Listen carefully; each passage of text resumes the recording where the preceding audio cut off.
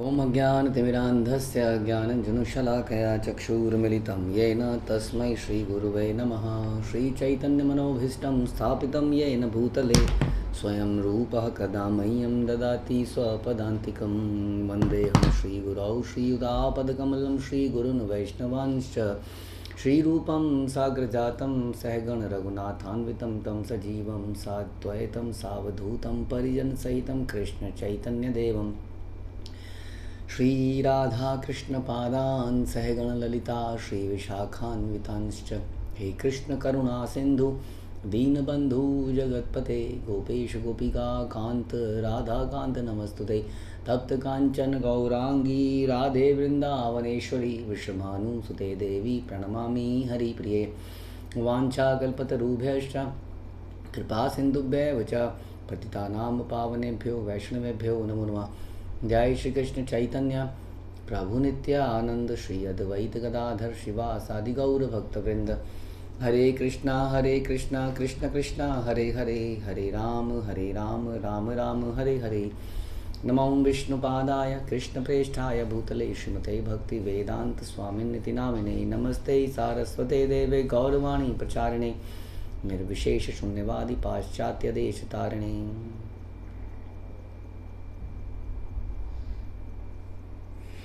जय जय श्री चैतन्य जयो नित्यानंद जय अद्वैत चंद्र जय गौर भक्तवृंद। जय जय श्री चैतन्य जयो नित्यानंद जय अद्वैत चंद्र जय गौर भक्तवृंद। जय जय श्री चैतन्य जयो नित्यानंद जय अद्वैत चंद्र जय गौर भक्तवृंद। श्री चैतन्य मंगल मध्य खंड शुरू करेंगे हम लोग। प्यार संख्या पहला।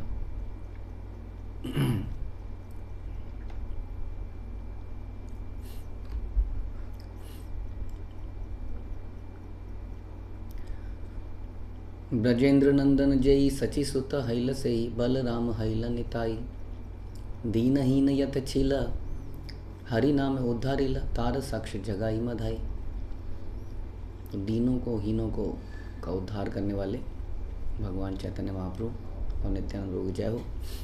प्रभु की प्रेमदान लीला। जय नर हरि गदाधर प्राणनाथ कृपा करी कर प्रभु शुभ दृष्टिपात। हे नरहरि एवं गदाधर के प्राणनाथ भगवान गौर कृपया मुझ पर अपनी शुभ दृष्टि डालिए। आदिखंड साय मध्य खंडेर आरंभ याशु नील प्रेम धन पावे अविलंब। अब आदि खंड समाप्त हो गया है और मध्य खंड का प्रारंभ हुआ है। जो भी इसका श्रवण करेगा वह शीघ्र ही भगवत प्रेम को प्राप्त करेगा। मध्य खंड कथा भाई अमृत रसार नदी अविहार याते प्रेमार प्रचार। मैं अमृत से भरे हुए मध्य खंड को कहूँगा जो भगवान गौरचंद्र के नवदीप में भावोन्मत्त प्रेम के प्रचार की लीलाओं का वर्णन करता है। जगाई मदाई पापी याहे उद्धारीला ब्रह्मार दुर्लभ प्रेम जारे तारे दिला। मध्य खंड में भगवान ने जगाई मदाई का उद्धार किया और ब्रह्मा जी के लिए अति दुर्लभ भगवत प्रेम का हर एक को वितरण किया। जगाई मदाई का उद्धार किया। इस कथा को हम सुनेंगे, बहुत ही फेमस कथा जो कि इस बात को बिल्कुल साबित कर देगा कि भगवान पतितों का उद्धार करने के लिए आए। हरि नाम संकीर्तन यहाँ ते प्रकाश पतित उद्धार हेतु यहाँ ते संन्यास। मध्य खंड में भगवान ने कृष्ण नाम संकीर्तन आंदोलन प्रकट किया एवं पतित जीवों के उद्धार हेतु उन्होंने संन्यास ग्रहण किया। तो भगवान के आने का बाहरी कारण हम जानते हैं, संकीर्तन आंदोलन। हरे कृष्णा संकीर्तन आंदोलन कैसे विस्तारित हो, फैले, पृथ्वी यत नगर आदि ग्राम सब जगह फैल जाए भगवान का नाम, तो उसको प्रकट किया। और संन्यास लिया इसी पर्पस के लिए, उन्हें भ्रमण करना था, गृहस्थ के जिम्मेदारियों से निवृत्त होना था, तो वो सब किया भगवान ने और जगह जगह निकल गए। कही बे सब कथा अमृत रखंड याशु नीले गुच्छ जीवेर अंतर पाषंड। अमृत के समान मधुर ऐसी मध्य खंड की कथाओं को मैं कहूँगा जिन्हें श्रवण करने मात्र से जीवों के हृदय में स्थित पाषंड की भावना नष्ट हो जाएगी। धोखाधड़ी आदमी क्यों देता है? क्योंकि वो सेल्फिश है, सेल्फिश क्यों है? क्योंकि वो अपने आप को शरीर मानता है। जब वो अपने आप को आत्मा मानेगा, भगवान से कनेक्टेड मानेगा, तब उसके अंदर ये सारी चीज़ें ख़त्म हो जाती हैं। तो ये जब चेतना जाएगी कि मैं ये शरीर हूँ, ये परिवार मेरा है, तब वो पाषंड करना बंद कर देगा। तो उसको दूर करता है ग्रंथ। नदिया सीय प्रभु आनंदित चित्त सुखे निवसये बंधु बांधव सहित। भगवान गौरचंद्र प्रसन्न हृदय से नवदीप वापस लौट आए। कहाँ से? गया से। और अब वो अपने गुरु को प्राप्त कर चुके हैं और उनसे दीक्षा भी प्राप्त कर चुके हैं हरि नाम की, और अपने मित्रों एवं संबंधियों के साथ सुखपूर्वक रहे। नवद्वीपवासी यत ब्राह्मण कुमार सतकुल संभव तारा अति शुद्धाचार। बड़ई सुकृति तार धन्य तीन लोक आपन ठाकुर विद्या दान कैलैया के। नवद्वीप के सतकुल में उत्पन्न ब्राह्मण बालक अति शुद्ध आचरण से युक्त थे। नवद्वीप के सतकुल में उत्पन्न ब्राह्मण वे तीनों लोगों में भाग्यशाली एवं बड़े सुकृतिवान थे। भगवान गौर सुंदर ने उन्हें व्यक्तिगत रूप से दिव्य ज्ञान प्रदान किया। तो जैसा हम जानते ही हैं कि भगवान बचपन से ही पढ़ाने लगे थे, काफ़ी कम उम्र से ही वो एक विद्वान अध्यापक बन चुके थे, और अब उनकी जो विद्वता थी उसमें सांसारिक रूप से कृष्ण भावनामृत आ गया था। वैसे तो स्वयं भगवान थे, लेकिन उन्होंने इसको प्रकट किया। जब वो दीक्षा को प्राप्त हो गए तो उन्होंने बड़ी ओपनली इसको चर्चा करना शुरू कर दिया, क्योंकि अब समय आ चुका था इस आंदोलन के विस्तारित होने का। तो भगवान ने अपने बच्चों को जब पढ़ाया तो भगवान ने कैसे पढ़ाया? हर चीज़ का एग्जाम्पल, एक्सप्लेनेशन केवल भगवान की भक्ति से, भगवान से जोड़ कर किया। तो इसलिए बताया कि जो उनके स्टूडेंट्स थे वो बड़े भाग्यवान थे वास्तव में। वो साधारण व्यक्ति नहीं थे। इसलिए संसार में कुछ भी बाई चांस नहीं होता है, बाई लक नहीं होता है। मतलब कि बाई चांस नहीं होता है, कहना उचित होगा। मतलब उसके पीछे कुछ योजनाएं हैं, कुछ कर्म हैं, कुछ कर्म के फल हैं, कुछ भक्तों की कृपा है, और इन सब का निर्णय लेने वाले कुछ लोग हैं जो ये डिसाइड कर रहे हैं कि कब कौन कहाँ पर होगा, कौन से देश में होगा, कौन सी जगह में होगा, कौन से शरीर में होगा, वहाँ का मौसम कैसा होगा। इसलिए यदि एक जगह पर बहुत गर्मी हो रही है, वो भी हमारे कर्मों का ही फल है, इसलिए हम ऐसी जगह पर हैं। कहीं पर बहुत ठंड हो रही है तो वो उनके कर्मों का हिसाब किताब है। तो सब कोई कहाँ पर होगा ये बाई चांस नहीं है। It has been planned as per the karma and all those things. इसलिए जो भगवान की लीलाओं में लोग उपस्थित होते हैं, उनके आसपास होते हैं, वो बड़े ही सौभाग्यवान भगवान के पार्षद या देवी देवता इत्यादि लोग होते हैं। सब शिष्यगण एक दिन गौर हरि बलिल सबारे प्रभु अनुग्रह करी। पढ़ एक सत्य वस्तु कृष्ण चरण से ही विद्या याते हरि भक्ति लक्षण। एक दिन उन सभी छात्रों को भगवान गौर हरि ने दयापूर्वक कहा, भगवान कृष्ण के चरण कमल ही एकमात्र सत्य वस्तु है जिसका अध्ययन आप सबको करना चाहिए। वो टीचर है। It is the responsibility of a teacher या माता पिता की कि वो जब सब कुछ तो बताते हैं जीवन में, बेटा यहाँ मेरे इस बैंक में ये वाले पैसे रखे हुए हैं, इस बैंक में ये पैसे रखे हैं, तू ले लियो, इसको ढंग से संभाल लियो। तो बिज़नेस में क्यों नहीं आता है, मेरे बाद इस बिज़नेस को कौन संभालेगा, तो आ इसको संभाले, पैसे का हिसाब किताब जरा देख, लोगों से इन लोगों से लेना देना है, इनसे शरत से कि आज उस मामा की शादी है, उसकी बहन की शादी है, आज यहाँ पर ये कपड़े पहनने हैं, इस कपड़ों को देख, वहाँ अपनी बहन के लिए वो कपड़े लेके आ जा, वही कर ले। तो बहुत सारा ज्ञान देते हैं हम अपने बच्चों को, और हमें बड़ा अच्छा लगता है कि हमारे बच्चे आज्ञाकारी होते हैं इस प्रकार, बिल्कुल जैसा जी पिताजी दी पिताजी करके जीते हैं। लेकिन वो सारा कार्य क्या कर रहे होते हैं? सांसारिक कार्य। इसलिए बोला गया कि पिता न सस्यात् माता न सस्यात् गुरु न सस्यात्। गुरु भी वही है। गुरु जी भी हमें बता रहे हैं कि ऐसा करोगे बेटी तो ये चढ़ा देना, ये कर लेना, यहाँ पे मेरे पास आते रहो, बस हर साल यहाँ एक बार आ जाया करो। बता नहीं रहे जीवन का पर्पस क्या है, करना क्या है, इस संसार से निकलना कैसे है।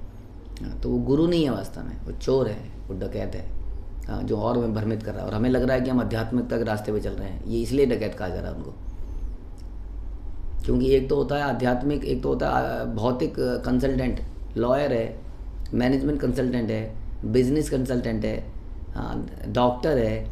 वो अपने आप को भगवान या भगवान का दास पोज नहीं कर रहे हैं। वो कह रहे हैं जी ये तो लॉजिकल है, हम ये करोगे ऐसे ऐसे बिजनेस चल सकता है। तो हमारे भी उनके प्रति ऐसी सरेंडरनेस पैदा नहीं होती है। हम आइडिया लेते हैं, चल पड़ते हैं। लेकिन ये जो गुरु इस प्रकार के हैं, इनके प्रति तो लोग समर्पित हो जाते हैं, उनकी बातों को जीवन का असली मुख्य पर्पस मानने लगते हैं। इसलिए ये पाषंडी है। तो चैतन्य महाप्रभु ने वास्तविक टीचर बन के दिखाया। उन्होंने बोला कि एकमात्र सत्य वस्तु कृष्ण के चरण कमल हैं और सबको इसका अध्ययन करना चाहिए। जो इस सत्य को जानता है उसके पास भगवान कृष्ण के लिए भक्ति है। ताहा बिनु सब अविद्या शास्त्रे का है, राधा कृष्ण भक्ति बिना के हो संगी न है। भगवत भक्ति के बिना सब अविद्या है, ऐसा शास्त्र का मत है। यानी कि आप कितने भी पढ़े लिखे क्यों नहीं हैं, यदि आपके पास राधा कृष्ण की भक्ति नहीं है तो आप अनपढ़ हैं। आप सोचिए, भारत में पिछले 50-100 सालों में लोग ज़्यादा पढ़े लिखे हुए हैं या ज़्यादा अनपढ़ हुए हैं? हमें लगता है साक्षरता का दर बढ़ गया है कि नहीं? साक्षरता का दर बढ़ गया है। हाँ, 10% से 20 हो गया है, 20 से 30 हो गया है, किसी किसी जगह पे 90% हो गया है। लेकिन वास्तव में साक्षरता का दर तेजी से नीचे गिरा है, क्योंकि अधिकतर आकांक्ष जगहों में जो स्वाभाविक भक्ति पहले हुआ करती थी, कल्चरल ट्रेडिशन, हेरिटेज, इन चीज़ों की वजह से वो अब समाप्त हो चुका है। अब वेस्टर्न इन्फ्लुएंस आ चुका है। ये बड़ा सोचा समझे तरीके से किया गया, जिसमें गुरुकुल्स को समाप्त किया गया, इंग्लिश को एज ए मेन लैंग्वेज स्थापित कर दिया गया।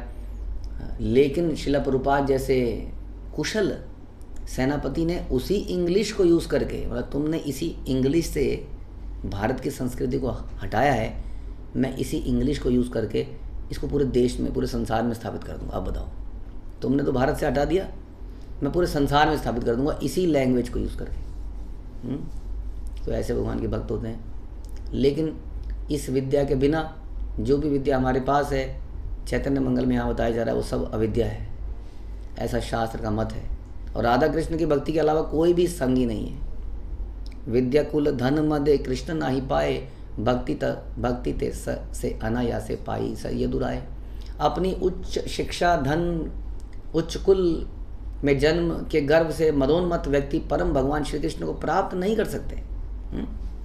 नहीं कर सकते। आज की डेट में मुझे लगता है वो कितना सक्सेसफुल व्यक्ति है, इसी कोई यूट्यूब में मूवी आ जाती है या शॉर्ट्स आ जाते हैं अंबानीज़ का बेटा भी शादी भी कर रहा है, तो एक नेशनल फेस्टिवल बन चुका है, उसकी शॉर्ट्स आ रही हैं। अंबानी का बेटा यहाँ है, अंबानी का बेटा आज वहाँ है। तो ये है, दिस इज़ सक्सेस। और हम सब लोग देख के, बच्चे लोग देख के कई बार आकर्षित हो जाते हैं, देखते हैं, ओ हाँ, कई बार हम बड़े बड़े सक्सेसफुल लोगों को संसार में देखते हैं, हाँ, और हम उनकी तरफ अट्रैक्ट हो जाते हैं, चाहे वो इंडस्ट्रियलिस्ट हो, चाहे वो कोई स्पोर्ट्स पर्सन हो, क्रिकेटर हो। हाँ, हम अपने जीवन के असली मूल्य को भूल के वहाँ चलने लगते हैं। इसलिए बता रहे, उच्च शिक्षा, धन, उच्च कुल, ये भगवान को प्राप्त नहीं कर सकते। केवल भक्ति द्वारा ही व्यक्ति भगवान कृष्ण को सरलतापूर्वक प्राप्त कर सकता है, जो यदुओं के राजा है। भक्ति रसे वश कृष्ण देखा विचारी, एतक अहि श्लोक पढ़े शास्त्र अनुसारी। भगवान कृष्ण भक्ति रस के द्वारा ही जीते जा सकते हैं, जिसमें सरलता चाहिए, समर्पण चाहिए। हाँ, इस संसार में कुछ साबित करके कुछ होने वाला नहीं है। ये बड़ी, क्या बताएं, इसका इतना पढ़ाने समझाने के बाद भी आदमी इस बात को समझ नहीं रहा है, और यही कोशिश कर रहा है कि कैसे मैं ये साबित कर दूं कि आई एम द बेस्ट। इसे पुष्ट करने के लिए मैं शास्त्रों से यह श्लोक कहता हूँ, व्याधस्या चरणम ध्रुवस्य च वयो विद्या गजेन्द्रस्य का वंचको विदुरस्य यादव पतेरुग्रस्य की पौरुषम कुब्जाया किमु नाम रूप अधिकम किं वा सुदाम नो धनम भक्त्या तुष्यति केवलम न च गुणैर्भक्ति प्रियो माधव। व्याध का सदाचार क्या था, ध्रुव की अवस्था क्या थी, गजेंद्र की क्या व्याधि थी, विद्या थी, कोई जानकारी थी? पढ़ा लिखा था गजेंद्र? नहीं। ध्रुव पढ़े लिखे थे? नहीं। व्याध पढ़ा लिखा था? नहीं। विदुर की वंश मर्यादा क्या थी? निम्न कुल, मतलब दासी पुत्र था।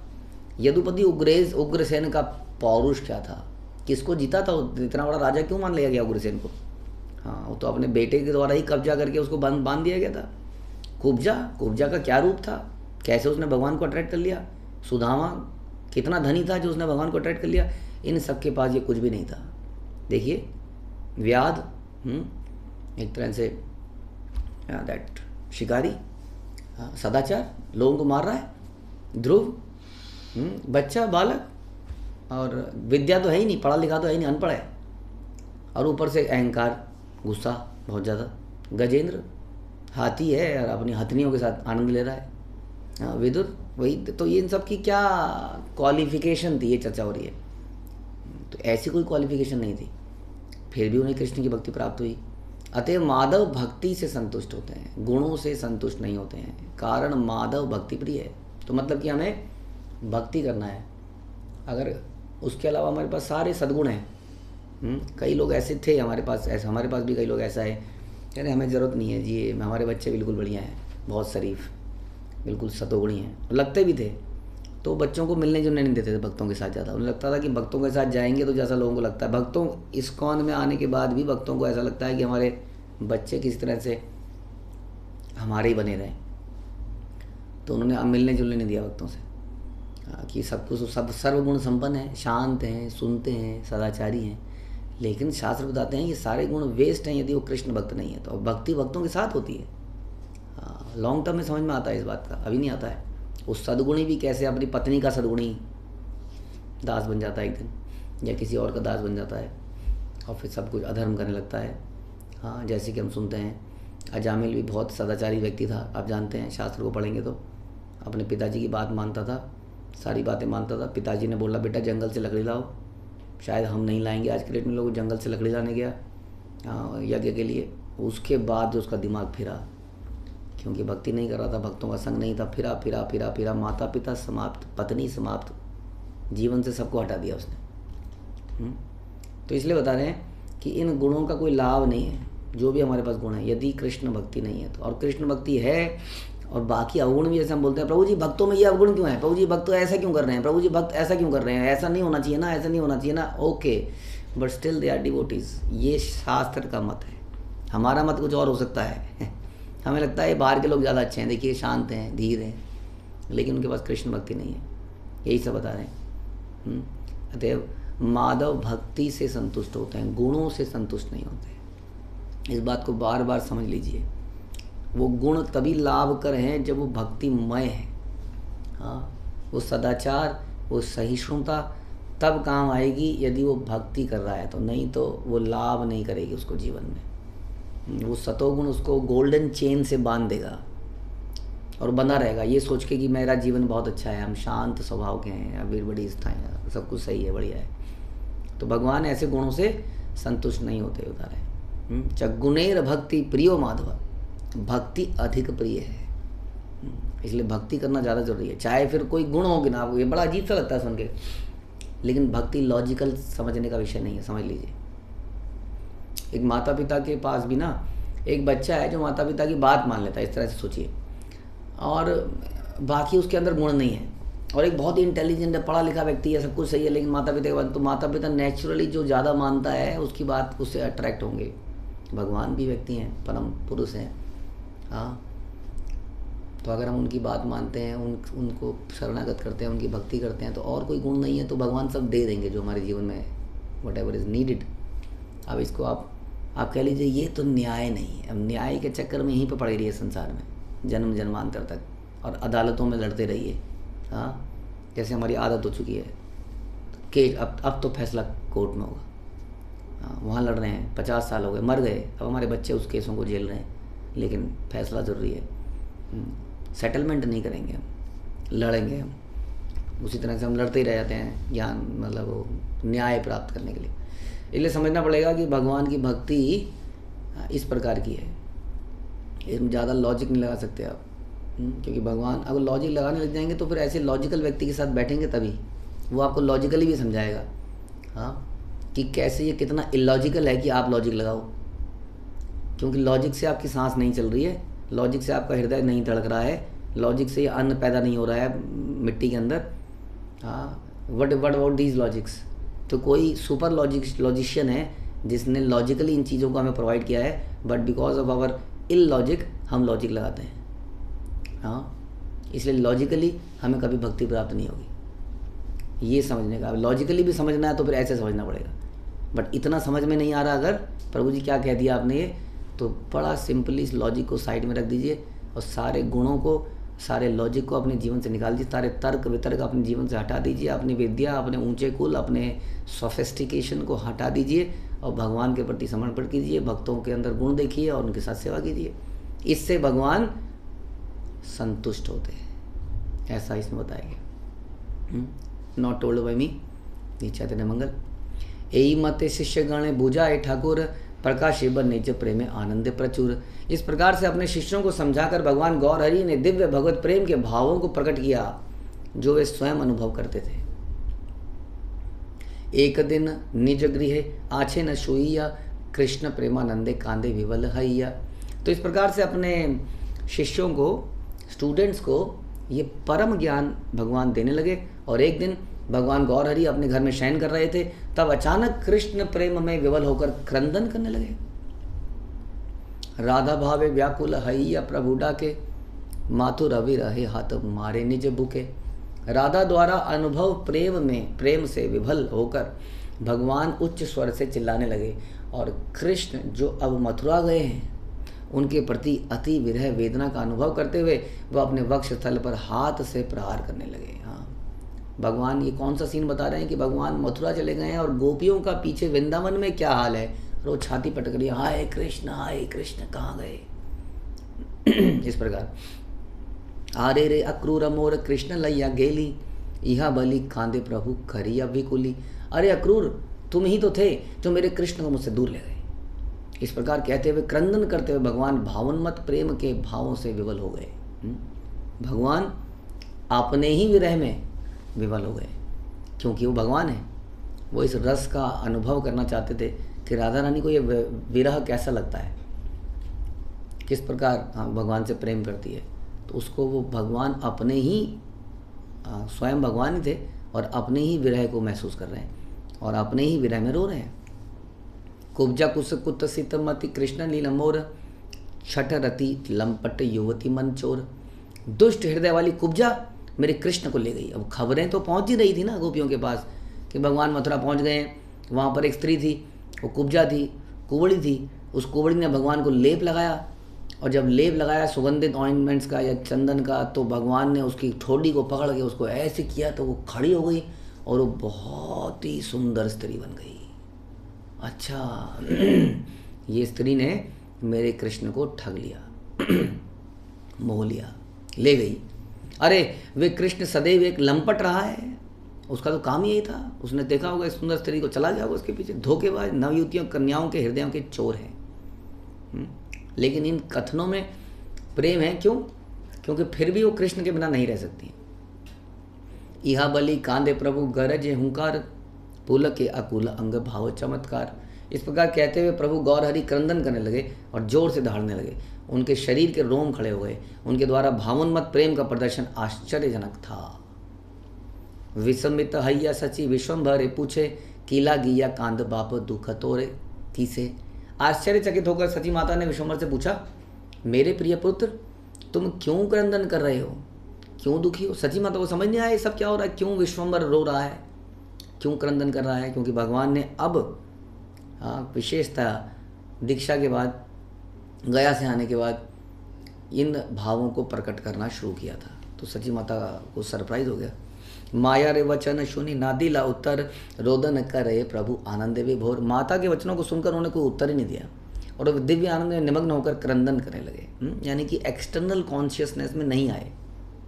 माता के बुलाने पर भी भगवान गोपियों के भाव में बने रहे और क्रंदन करने लगे। तबे से ही सची देवी माने माने गणे, कृष्ण अनुग्रह प्रेम जानिला लक्षण। यह देखकर सची माता अपने मन में सोचने लगी कि कृष्ण की कृपा से उनका पुत्र भगवत प्रेम के लक्षणों को प्रकट कर रहा है। तो माता ने ये नहीं कहा हाय हाय क्या हो गया, बुरा सत्यानाश पीटे इस्कॉन वालों का, मेरे बच्चे को बर्बाद कर दिया, सवेरे सवेरे पता नहीं क्या हो जाता है, इसको माला लेके बैठ जाता है। हाँ, सब कुछ छोड़ दिया इसने। अच्छा भला पिक्चर देखने जाता था दोस्तों के साथ, अच्छा भले कहीं रेस्टोरेंट में जाता था, कुछ शराब पी के आ जाता था, देखिए तो कैसा साधु बन गया है। ऐसा आजकल की माता पिता बोलते हैं। हमने बहुत सुन लिए, कोई हम मन से नहीं बोल रहे हैं, ऐसे कथन हम रोज़ सुनते हैं। लेकिन सचीदेव ने क्या कहा, अरे मेरा बेटा भगवत प्रेम के लक्षणों को प्रकट कर रहा है। तो यही समस्या है सारी।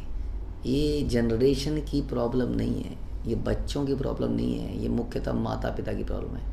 क्योंकि माता पिता इस ज्ञान से अब छूटे हुए हैं, अज्ञानी है, इसलिए वो बच्चों को आंसर भी नहीं कर पा रहे हैं, बच्चों को लगा भी नहीं पा रहे हैं। लेकिन कंप्लेंट जरूर कर रहे हैं, क्या ज़माना आ गया है जी, क्या ज़माना आ गया है जी, क्या ज़माना आ गया है जी। हाँ, क्या ज़माना आ गया जी, लड़के लड़कियाँ छोटे कपड़े पहन रहे हैं। क्या ज़माना आ गया जी, ये बच्चों माता पिता से तमीज़ से बात नहीं कर रहे हैं। क्या ज़माना आ गया जी, घर का खाना खाते ही नहीं है, न जाने क्या क्या बोल रहे हैं। तो प्रॉब्लम वहीं की है, अपनी है। क्योंकि हमने भक्ति, हम वही बात हो गई कि हमने सारे गुण लेने का प्रयास किया, हमने भी, माता पिता ने उच्च शिक्षा लेने की प्राप्त करी, पैसा कमाया, अच्छी कंपनियों में काम किया, अच्छी घर कॉलोनी में, अच्छी कॉलोनी में घर भी ले लिया, जहाँ पर क्या कहते हैं वो पॉश लोग रहते हैं, बहुत बढ़िया लोग हैं, जेंट्री है, वी आर। तो हमने ये सब किया, लेकिन सब में ये हम भूल गए कि ये सब गुण बेकार हैं, ये सब चीज़ें बेकार हैं, यार कृष्ण भक्ति नहीं है। तो अब हम दोष लगा रहे हैं इस यंग जनरेशन के ऊपर। बड़ भाग्यवती सची सब तत्व जाने, पुत्रे रसम मुखे कहे मधुर वचने, सुन सुन आरे बाप मोर सोनार सुत, जगत दुर्लभ तोर देखी अद्भुत। परम भाग्यशाली सची देवी परम सत्य के सभी तत्वों को जानती थी। अपने पुत्र की ओर देखते हुए मधुर वचनों में बोली, हे मेरे सुवर्ण बालक, सुनो, मैं तुम्हारे पास जगत में दुर्लभ अति अद्भुत चीज़ देख रही हूँ। हाँ, तुम्हारे पास ये जो मुझे दिख रहा है, ये सबसे दुर्लभ वस्तु है। वो गया भगवान की भक्ति, भगवान से अटैचमेंट, भगवान से प्रेम, ये बहुत ही दुर्लभ है। ये तुम्हारे पास मुझे दिख रहा है। यथा तथा जाओ तुम पाओ यत धन, आनी अमार ठाई कर समर्पण। आप यात्रा में जो भी धन प्राप्त करो वह हमेशा मुझे लाकर प्रदान किया करो। कौन सा धन? इस प्रकार से तुम्हें इस यात्रा में ये जो प्रेम धन मिला है, ये भक्ति धन मिला है, ये मुझे भी दे दो। वी शुड बी, कैसे कहते हैं, लौल्यम। तो लौल्यम सांसारिक वस्तुओं के लिए नहीं होना चाहिए। हम कहते हैं ना लौल्यम, षड्वीर भक्ति विनश्यति। षड्वीर भक्ति विनश्यति में एक कारण है लौल्यम, लालच, अटैचमेंट टू द संसार। लेकिन यही लौल्यम भगवान के प्रति लालच, मुझे क्यों नहीं दिया? क्या नहीं दिया? अरे प्रसाद खत्म हो रहा है, मेरे लिए क्यों नहीं दिया? अरे प्रभु जी पहले ही टिफिन में बांध के साइड में रख लेते, मैं तो ऐसा ही करता हूँ। लालच, ये लालच भगवान और प्रसाद के लिए नहीं है वास्तव में, ये लालच खाने के लिए है, इंद्रिय तृप्ति के लिए है। बहुत सारा लालच है। हाँ, अरे वहाँ पर डिस्काउंट में साड़ियाँ मिल रही थी, मुझे क्यों नहीं बताया? हाँ, लेकिन वहाँ पर डिस्काउंट में हरिनाम मिल रहा था, डिस्काउंट में भक्ति लुटाई जा रही थी। हाँ, उसमें कोई इंटरेस्ट नहीं है। इंटरेस्ट है डिस्काउंट में कपड़े कहाँ मिल रहे हैं, ऑनलाइन शॉपिंग में सेल कब लग रही है, और ऐसी बहुत सारी चीज़ों के प्रति हमारा लालच है। लेकिन लालच भगवान के साथ भक्ति करने का, सेवा करने का, ये लालच नहीं है। सच्ची माता के अंदर इस उम्र में भी ये लालच दिख रहा है, मेरे बेटे मुझे ये धन क्यों नहीं दिया? मुझे भी तो गया ते पाई ले कृष्ण प्रेम है न धन, देवता दुर्लभ वस्तु अमूल्य रतन। गया में तुम्हें देवताओं के लिए भी अति दुर्लभ और अमूल्य रत्न कृष्ण प्रेम रूपी धन प्राप्त हुआ है, मुझे भी तो। हाँ, तो हमारे कृष्ण भावनामृत में हम जानते हैं ना कि हम शरीर नहीं है, हम आत्मा है। इसलिए हम बच्चे, हम ये नहीं सोचते कि अरे हम इतने बड़े हो गए हैं, हम अपने बच्चों से कैसे मांगे कि हमें भी ये भक्ति को प्रदान कीजिए, ऐसा हमें लगता है। लेकिन जो वास्तव में भक्त है, वो कहीं भी बट रहा हो ना, ये भक्ति कहीं बट रही हो तो हाथ फैला लेता है ऐसे, दे दो दे दो दे दो, भिखारी बन जाता है। ऐसा सची माता ने किया। आमा प्रति कबू यदि थाके तो रचिते, देह कृष्ण प्रेम धन दरांग चाहिते। यदि आपके हृदय में मेरे लिए थोड़ी भी दया है, देखिए कैसे अपने बेटे को बोल रही है, तब मुझे वह कृष्ण प्रेम रूपी धन प्रदान करो। वह प्रेम जिसकी इच्छा से मैं भयभीत हो जाती हूँ, मिलेगा कि नहीं मिलेगा? हाँ, आमी बड़ा दुखी, कैसे? लेकिन कृष्ण से तोमार, कृष्ण तुम्हारे हैं, तो हम तो आपके पीछे पीछे हैं। इस प्रकार से एक माता अपने बच्चे को बोल रही है। इस प्रकार से हमारा भाव होना चाहिए। जहाँ पर भी मिले, किसी भी मूल्य पर मिले, किसी भी चीज़ को देना पड़े, सांसारिक लॉजिक वही हमने डिस्कस किया, लॉजिक, मान सम्मान, एटिकेट्स, सिस्टम, मैनरिज्म, इन सब को छोड़ के कह रही है कि आपके हृदय में जो है, ये अगर आपके हृदय में दया है तो ये धन प्रदान कीजिए। एतेक वचन यदि सचि देवी कैला, हृदय दरवे प्रभु हासिते लगिला। वैष्णव प्रसाद प्रेम पावे, माता तुम्ही निश्चय जानिया कथा कहिला मामी। इस प्रकार से सची देवी बोली और द्रवित हृदय से, जब वो ऐसे बोली सची माता, तो भगवान क्या हो गए, उनका हृदय द्रवित हो गया। ऐसे इसी से कहते हैं भगवान को जीतने का तरीका ये है। वो जैसे उसने हम्बल पोजीशन ली, अगर बोलती देखो भूल गए तुम वो दिन, तुम्हारे रात रात को जगती थी मैं, तुम्हारा डायपर बदल दो, मैंने बड़ा किया है, बड़ा हो गया बस, तो जब हम डिमांड करते हैं न केवल बच्चों से बल्कि गुरु से डिमांड करते हैं आजकल, तो जैसे हम चर्चा कर रहे थे, तुमने क्या दिया, मैंने भी तो दिए अपने 10 साल, अपने 20 साल, अपनी जवानी। So we make it a transaction. तो जब ऐसे डिमांड होता है तो सामने वाला का हृदय नहीं द्रवित होता, फिर वो भी एक लॉजिक ठोक के देता है। तो इस प्रकार से हम किसी दुकानदार से, किसी सर्विस सेंटर से कुछ ज़बरदस्ती सर्विस ले सकते हैं, है ना, हड़का के, लेकिन भगवत प्रेम नहीं ले सकते। उसके लिए हमें बिल्कुल हम्बल पोजीशन बनानी पड़ेगी। I am ineligible. जैसे हम अपने आप को एलिजिबल समझते हैं, सारी समस्या तभी स्टार्ट होती है। सची देवी ने ये नहीं सोचा कि मैं माँ हूँ, माँ तुम्हारी माँ हूँ। और जब ये पोजीशन उन्होंने ले ली, एक बच्चे की तरह भीख मांगने लगी, तो गौरा राय जो है हंस कर बोले, उनका हृदय द्रवित हो गया, हे माता, वैष्णवों की कृपा से ही आप कृष्ण प्रेम को प्राप्त करोगी। ओहो हो, हमने तो सोचा था it's between me and Krishna only. हाँ, अब वैष्णव में तो बहुत कमियां दिखती हैं प्रभु जी, उसका क्या करें, क्या करें, अब मिलेगा भी वहीं पर। क्योंकि वहीं पर तो हमारी असली टेस्टिंग होगी कि हमें ह्यूमिलिटी प्राप्त हुई है कि नहीं वास्तव में। हाँ, क्योंकि वही व्यक्ति को वास्तव में एंट्री मिलती है। इसलिए मेरे को तो लगता है जानबूझ के वैष्णव के बीच में भगवान ऐसी स्थिति पैदा करते हैं ताकि हमारी टेस्टिंग हो सके कि क्या मैं समर्पित हूँ, क्या मैं हम्बल बन गया हूँ, या अभी भी मैं वही दिमाग में वही फतूर है। फतूर समझते हैं ना आप? हाँ, वही एक सोच है अपनी, ये तो गलत है, ऐसा क्यों हो रहा है, ये क्यों हो रहा है, ऐसा क्यों हो रहा है। अब भगवान यही तो देखना चाहते थे, इसलिए जानबूझ के उस व्यक्ति के जीवन में ऐसी सिचुएशन पैदा करते हैं जिससे वो बिद के, तब भगवान देखते हैं ओ अभी बिदक रहा है, थोड़ा और समय, थोड़ा और जपो, थोड़ा और ध्यान लगाओ। तो इस प्रकार तो कह रहे हैं, तो कृष्ण प्रेम कहाँ मिलेगा, ये तो वैष्णव के पास मिलेगा। यह तुम निश्चित रूप से जानो, जो मैं कहता हूँ वह सत्य है। ए बोले सुनी या सची अति हृष्ट चित्त, तखन पाइला प्रेम भक्ति अचंबित। यह सुनकर सची देवी हृदय में बड़ी आनंदित हो गई और उसी समय उन्होंने दिव्य प्रेम भक्ति को प्राप्त कर लिया। आनंदित हो गई। हमें दिक्कत हो जाती है, पूछा तो आपसे था, आपने वहाँ उनके पास भेज दिया। हम तो आपसे कनेक्ट होना चाहते थे, आपने उनसे कनेक्ट कर दिया। हाँ, हम तो सीधा पावर हाउस में जोड़ना चाहते थे, आपने पोल में जोड़ दिया।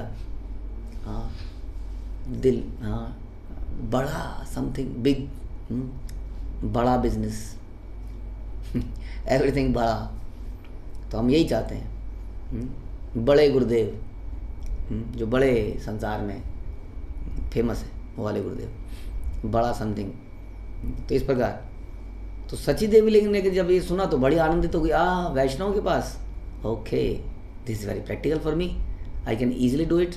मैं वैष्णव के पास जाऊंगी, उनकी सेवा करूंगी, उन्हें प्रसन्नचित कर दूंगी। बड़े आसानी से उन्हें प्रसन्न किया जा सकता है, चाहे उनका क्रोध क्यों ना हो। जैसे कि हम सुनते हैं कितने शास्त्रों में, जितने भी ये भक्तगण हैं, अगर इनके हृदय में क्रोध भी है, लेकिन बड़ी आसानी से वैष्णव को प्रसन्न किया जा सकता है। भगवान का प्रसाद खिला दो, थोड़ी सी भक्ति की बातचीत कर लो उनके साथ, थोड़ा समर्पण दिखाओ, थोड़ा दिखाओ कि हम कमिटेड हैं, हरिनाम जप रहे हैं, वो हमें क्षमा कर देते हैं। ये तो बड़ा प्रैक्टिकल फार्मूला बता दिया।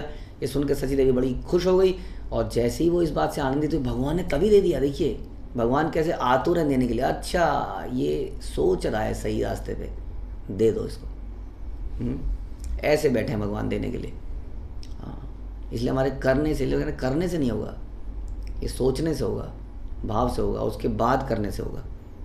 तो केवल इस विचार को लाते ही भगवान ने उन्हें दिव्य प्रेमा भक्ति प्रदान कर दी। ऐसी सची माता की जय। श्रील प्रभुपाद की जय। श्री चैतन्य मंगल की जय। श्री लोचन दास ठाकुर की